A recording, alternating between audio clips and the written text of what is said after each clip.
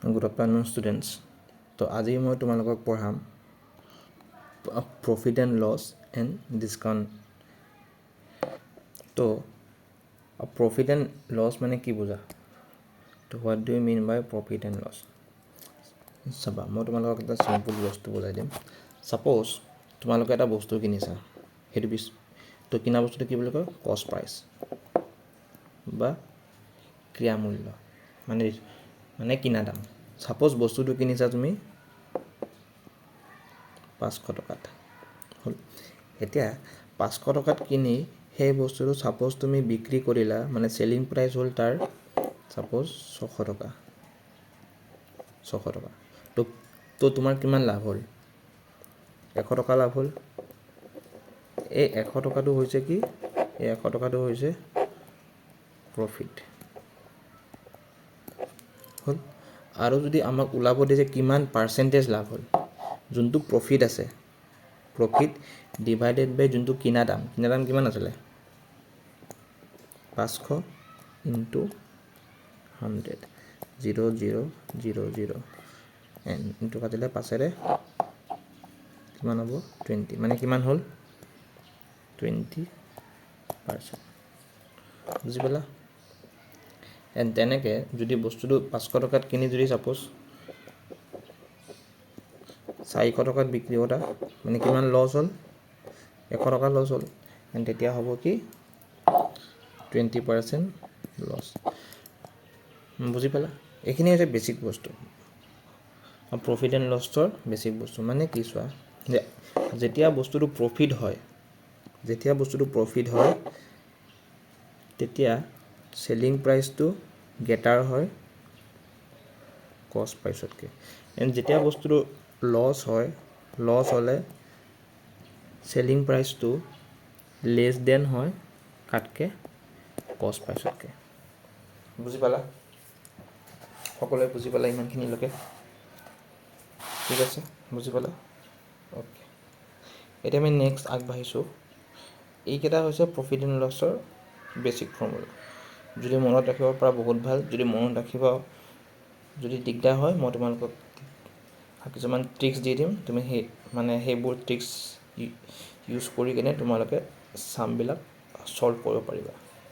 ঠিক আছে, চোৱা এতিয়া ফাৰ্ষ্ট ছামটো চোৱা কি দিছে। এ মেন বট এ ৱাটছ, মানে এজন মানুহে ঘড়ী কিনিলে কিমান টকাত?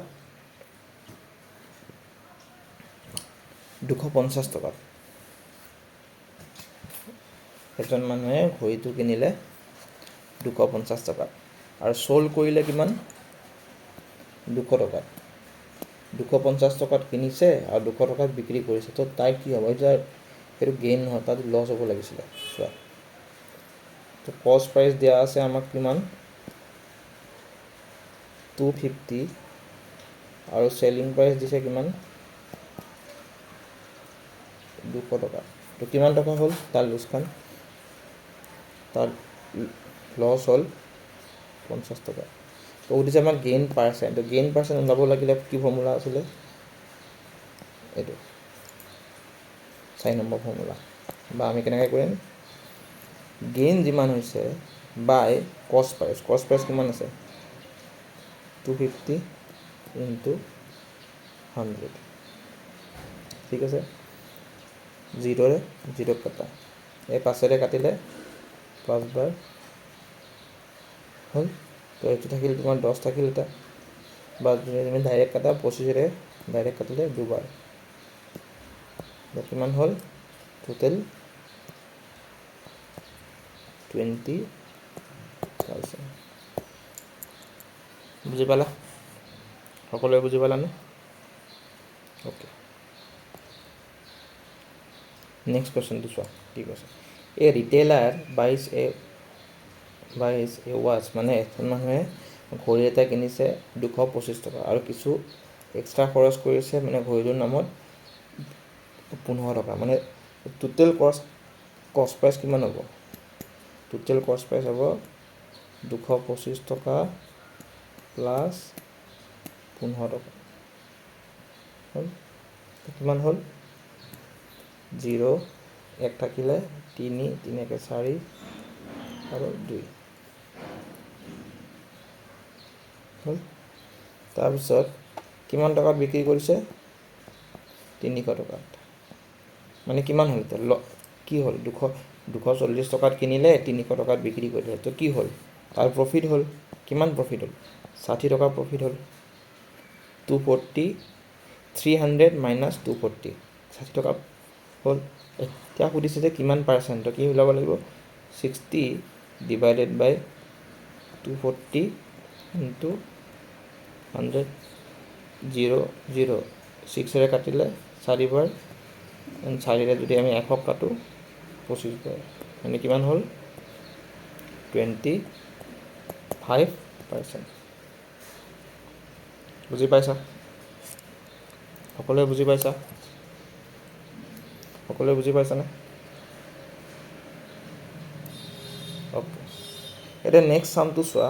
নেক্সট চামটো কি কৈছে চোৱা, এ টেবুল চ'ল ফৰ ৰুপিজ 600 টকা, মানে এখন টেবুল আছিলে, সেই টেবুলখনৰ চেলিং প্ৰাইচটো আমাক দিয়া আছে কিমান 600 টকা। তাৰপিছত দিছে কি প্ৰফিট পাৰ্চেণ্ট দিছে কিমান 20%। ঠিক আছে, এতিয়া যদি প্ৰফিট পাৰ্চেণ্ট আৰু চেলিং প্ৰাইচ দিয়া থাকে তোমালোকে ফৰ্মুলা ইউজ কৰিব পাৰা। এই ফৰ্মুলাটো আগত আছে ওপৰত, এইটো ফৰ্মুলা ইউজ কৰিব পাৰা। ক'ত গ'ল, এইটো তোমাৰ ফৰ্মুলা নম্বৰ 7টো ইউজ কৰিব পাৰা তোমালোকে, এইটো 7টো। বা তেনেকৈ নকৰি কেনে তোমালোকে এইটো কাম কৰিব পাৰা যে চোৱা, মই কৈ আছোঁ এই 20%ৰ ভেলুটো কিমান, ফ্ৰেকশ্যন ভেলুটো কিমান আছিলে 1/5 আছিলে। এতিয়া 1/5 মানে কি জানানে, 1/5 মানে হৈছে বস্তু এটা 5 টকাৰ বস্তু এটা 1 টকা লাভ কৰি কিনে 6 টকাত বিক্ৰী কৰিছে, বা 5 ইউনিট বুলি ধৰিব পাৰি, বা 5 ৰেচিঅ' বুলিও ধৰিব পাৰি। এতিয়া ইন টাৰ্মছ অফ ৰেচিঅ' তাহাঁতৰ মানে ভেলুটো হৈছে 6 ইউনিট বা 6 ৰেচিঅ'। এই 6 ইউনিটৰ দামটো আমাক দিয়া আছে কিমান 600 টকা। তো 1 ইউনিটৰ দামটো কিমান হ'ব 100 টকা। যদি 1 ইউনিটৰ দামটো আমি পাই যাওঁ, আমি 5 ইউনিটৰ দামটো কিমান হ'ব 5 পূৰণ 100, তো কিমান হ'ল 500। তো মানে কি হ'ল যে বস্তুটোৰ কিনা দাম আছিল 500 টকা। 500 টকাৰ বস্তুটো 600 টকাত বিক্ৰী কৰিলে সেই মানুহজনৰ 20% মানে প্ৰফিট হয়। বুজি পাইছা? সকলোৱে বুজি পাইছা? অ'কে, এতিয়া নেক্সট চামটো চিমিলাৰ। এইটো তোমালোকে ঘৰত কৰিবা, কৰি কিনে মোক কমেণ্ট ছেকশ্যনত জনাই দিবা। ঠিক আছে, নেক্সটটো চোৱা। এ পাৰ্চন বট এ ৱাচ, ঘড়ী। আজি মানুহবিলাকে ঘড়ীয়ে কিনি আছে। সেই ঘড়ীটো কিনিছে কেইটকাত, সেই ঘড়ীটো কিনিছে এই মানুহজনে 800 টকাত। 800 টকাত কিনিছে, তাৰপিছত বিক্ৰী কৰিছে কেইটকাত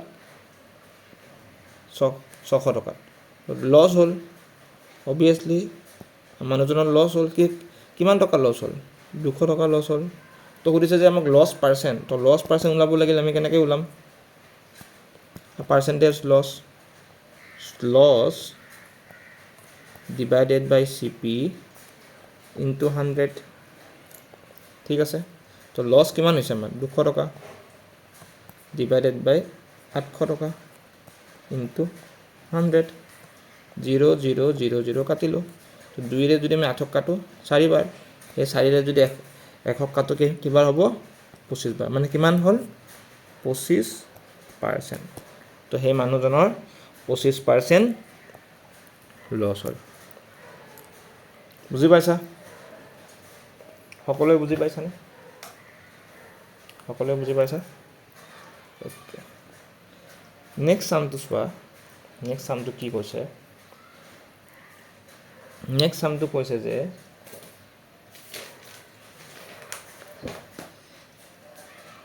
এজন ল'ৰাই এখন বাইচাইকেল কিনিছে, মানে কষ্ট প্ৰাইচটো দিয়া আছে আমাক কিমান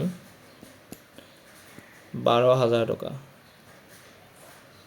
তাৰপিছত বিক্ৰী কৰিছে কেই টকাত 10,500 টকাত তো লছ কিমান হৈছে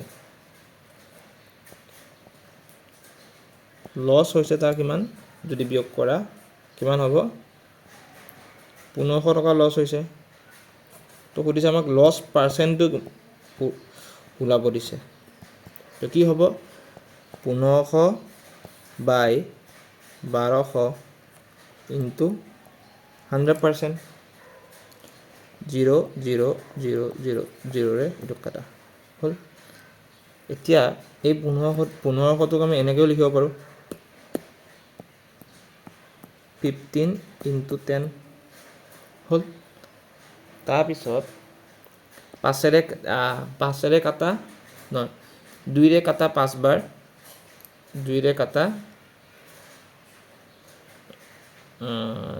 3 বাৰ 6 বাৰ 2ৰে কাটা 3 বাৰ 3ৰে কাটা 2 বাৰ এণ্ড 3ৰে 5 বাৰ তো মানে কিমান হ'ল 25 বাই 2 মানে কিমান 12.5% মানে মানুহজনৰ টোটেল লছ হৈছে কিমান 12.5% লছ হৈছে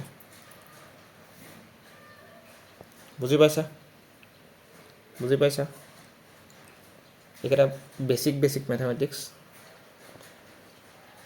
এইটো চোৱা Varun bought some eraser at the rate of 150 per dozen okay চাবা দেই 150 per dozen মানে 12 ডালৰ দাম 150 টকা তো এডালৰ প্ৰাইচটো আমি ওলাই ল'ম কিমান হ'ব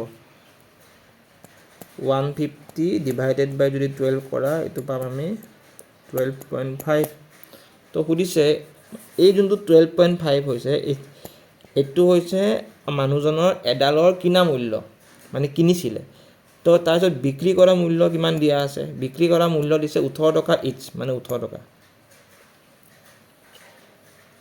তো চোৱা তো কি হৈছে 12.5 পইচাত কিনিছিলে আৰু 18 টকাত বিক্ৰী কৰিলে মানে মানুহজনৰ কি হ'ল প্ৰফিট হ'ল কিমান হ'ল প্ৰফিট 5.5 প্ৰফিট হ'ল তো সুধিছে যে প্ৰফিট পাৰ্চেন্টেজ কিমান তো 5.5 ডিভাইডেড বাই 12.5 ইনটু 100 এইখিনি যেতিয়া সলভ কৰিবা আমি পাম 44.4% ঠিক আছে বুজি পাইছানে বুজি পাইছা সকলোৱে বুজি পাইছা ওকে নেক্সট কোৱেশ্চনটো চোৱা what is the percentage loss when the cost price and the selling price মানে চোৱা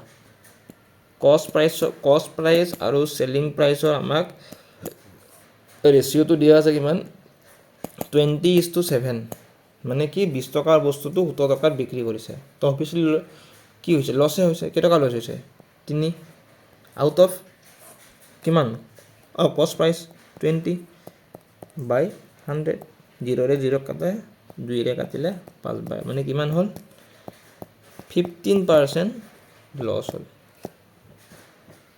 বুজি পাইছা সকলোৱে বুজি পাইছা কেনেকৈ কৈছো সকলোৱে বুজি পাইছা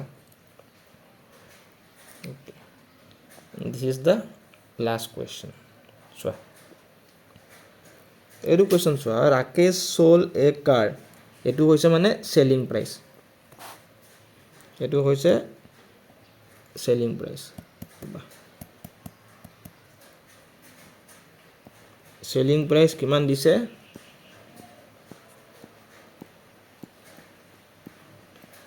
5 লাখ প্রফিট পার্সেন্ট দিছে আমাক 28% তো 28% ফ্র্যাকশন ভ্যালুটো যদি ওলাব লাগে কিমান লিখিব লাগিব 28 বাই 100 2 ৰে কাটিলে 14 বাৰ 2 ৰে 50 বাৰ 2 ৰে 7 বাৰ 2 ৰে 25 বাৰ মানে কি বুজি পালো 25 টকাৰ বস্তুটো 7 টকা লাভ কৰি কেনে 32 টকাত বিক্ৰী কৰিছে হ'ল এতিয়া এই 32 ইউনিটৰ দামটো দিয়া আছে কিমান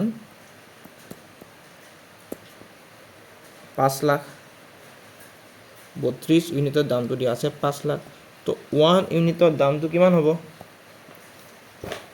1 ইউনিটৰ দামটো হ'ব 5 লাখ ডিভাইডেড বাই যদি 32 কৰা আমি পাম 5625 হ'ল তো কিনা মূল্যটো কিমান হ'ব 25 ইউনিটৰ দামটো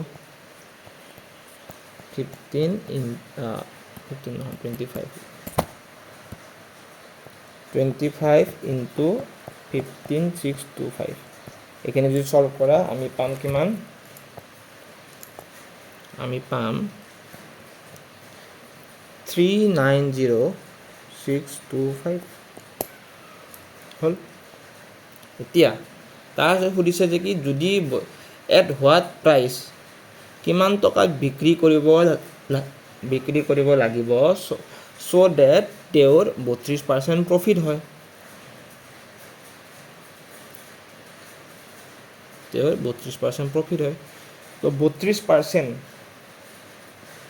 এটা 32% মানে কি 32 divided by 100 16 বাৰ 50 বাৰ 8 বাৰ 25 বাৰ মানে কি 25 ইউনিটৰ বস্তুটো 8 ইউনিট লাভ কৰি কেনে 33 ইউনিটত বিক্ৰী কৰিছে তো এই 25 ইউনিটৰ দামটো আমাক দিয়া আছে কিমান 390625 তো 1 ইউনিটৰ দামটো কিমান হ'ব 1 ইউনিটৰ দামটো হ'ব 15625 তো 33 ইউনিটৰ দামটো কিমান হ'ব